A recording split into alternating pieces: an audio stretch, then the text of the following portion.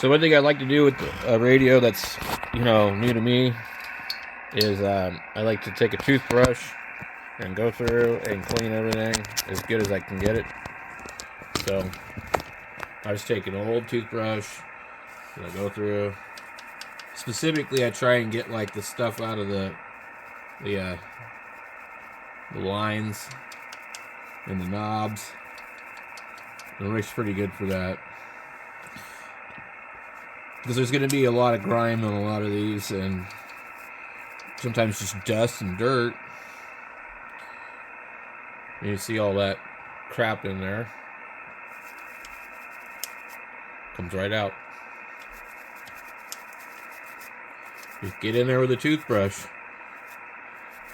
You ain't got one, go buy a new one.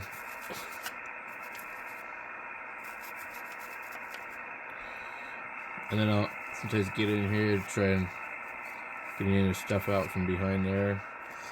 This one here needs to be adjusted because somebody has put it too close to the radio, in my opinion.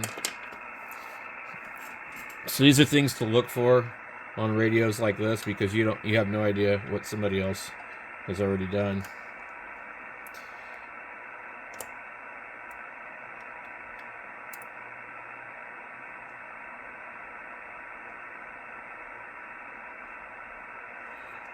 I don't like them to be too close, because then they can wear into the face of the radio.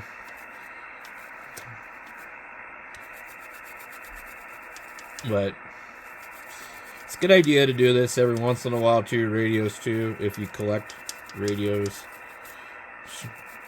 And give them a little love every once in a while. Doesn't hurt.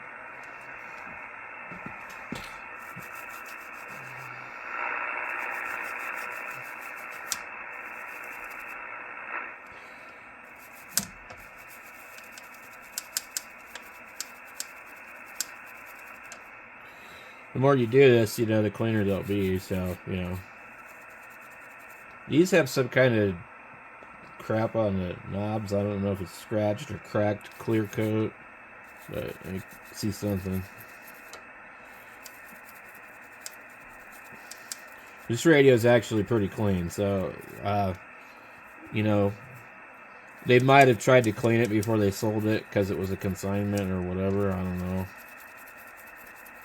But usually they're not in this kind of condition for these particular radios. They're usually really, really, really dirty, nasty, and when you really look at them, you'll find lots of grime in the knobs. So this was a really good clean example, which is not really the norm for these things. So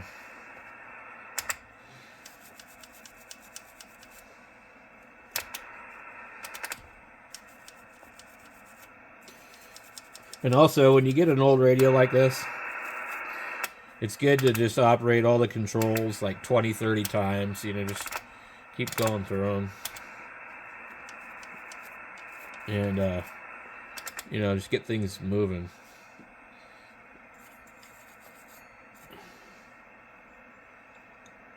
I've got one of these that has like a smooth dial. I don't know if somebody polished it. But, I haven't ever seen one. They're always kind of that frosted. You get in here and clean around the switches, get all the grime out of there. And the toothbrush is usually pretty non-invasive. Although if there's enough dirt there and you drag it around with the toothbrush, you can scratch the finish of the radio. So you do want to be kind of mindful of some of that. This one here has quite a bit of crap on it.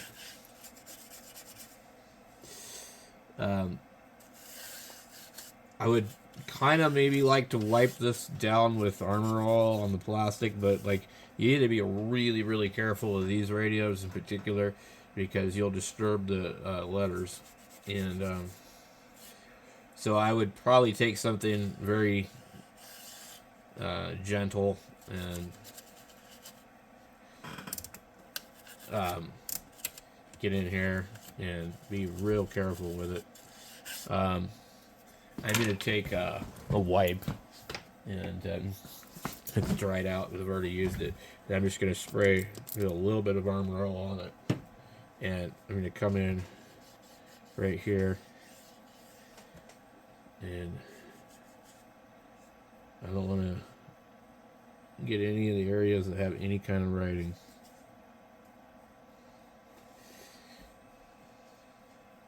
This part probably here will be okay. I accidentally got it anyways, so why not?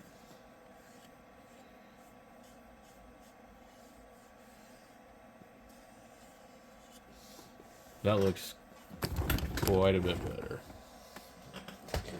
So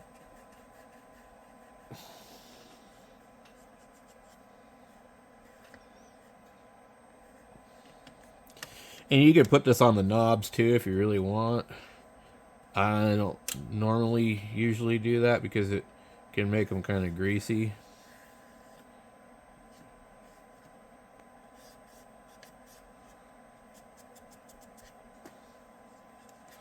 And I see about using the arm rolls, it does kind of clean too. So, but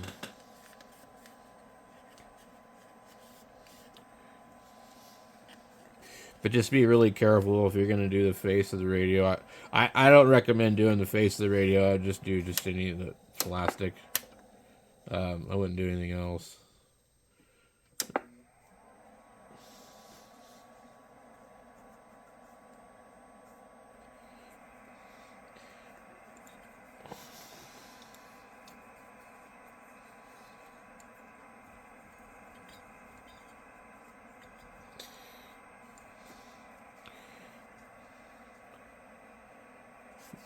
You can see the plastic kind of absorbed a little bit of it.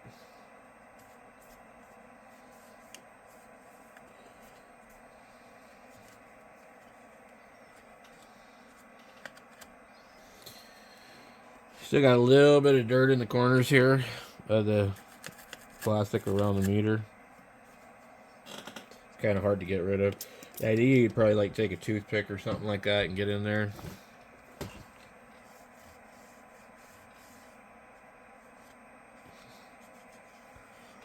So to give it a once over again. This because it looks really kind of like sun-baked or something. I'm not really sure. But it gets really dark and then it starts to lighten.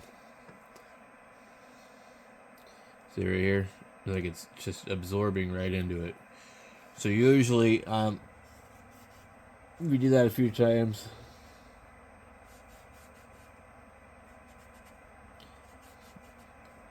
It'll darken up a little bit. I've seen these that are so baked, like the trim would be brown.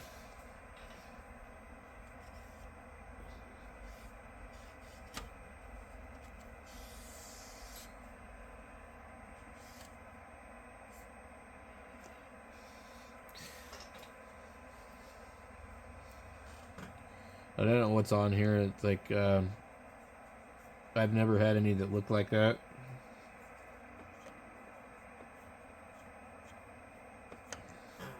It's like there's clear on the disc that's just cracked and screwed up or something. Now you can do the rest of the paint with Armor All, and also it'll take off some of the scratches and stuff.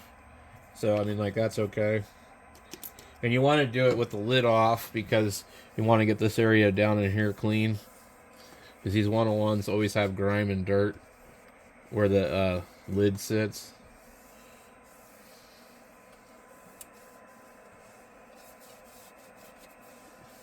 I really do like to use this on everything because it really does seem to help and protect.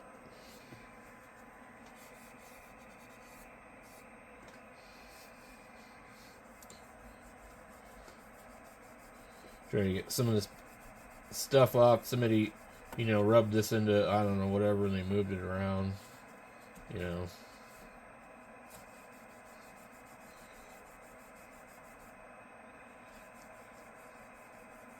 Looking pretty good, though. Otherwise, I mean, like, Pretty clean radio.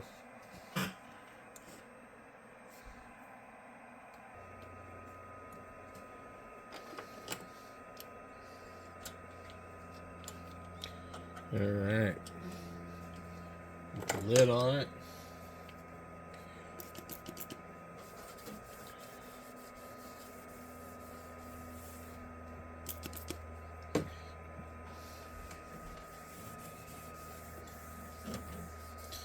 Clean it a little bit.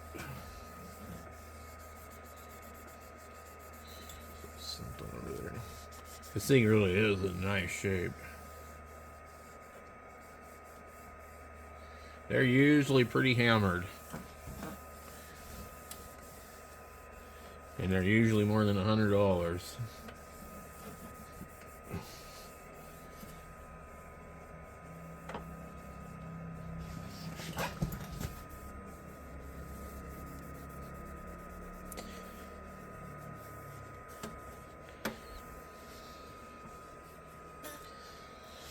That's pretty much, you know, good to go. Look at that. Man, that thing's clean. Freaking awesome.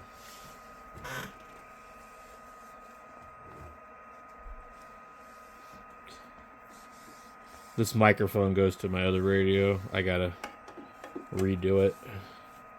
It's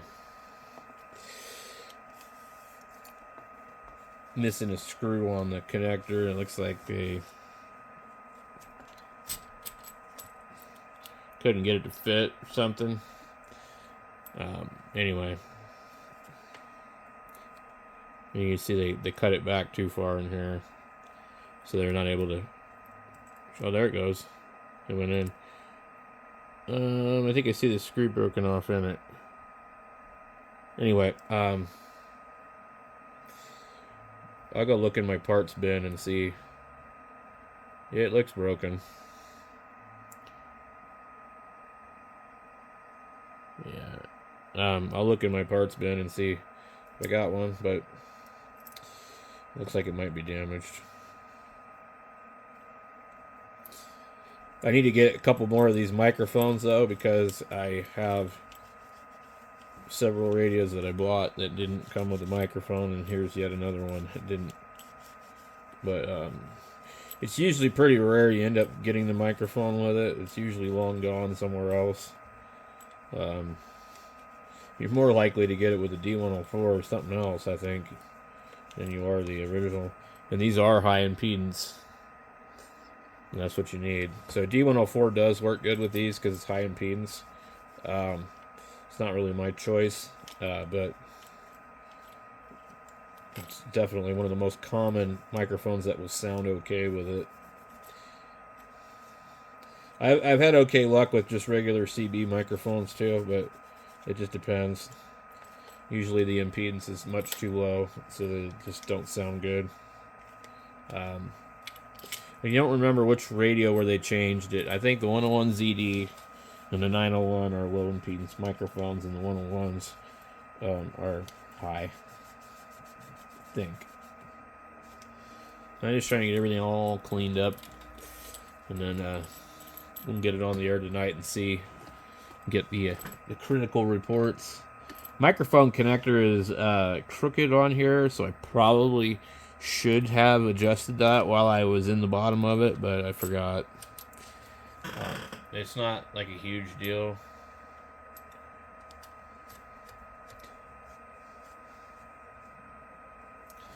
I think Vox is on. Yep. Hello, Vox. So we know the Vox works. That's cool. So that is all cleaned up. That's the $50 Hamfest FT101E 1976. And like I said, I didn't find it. My friend found it. And my friend actually figured out how to fix it. So that's pretty cool.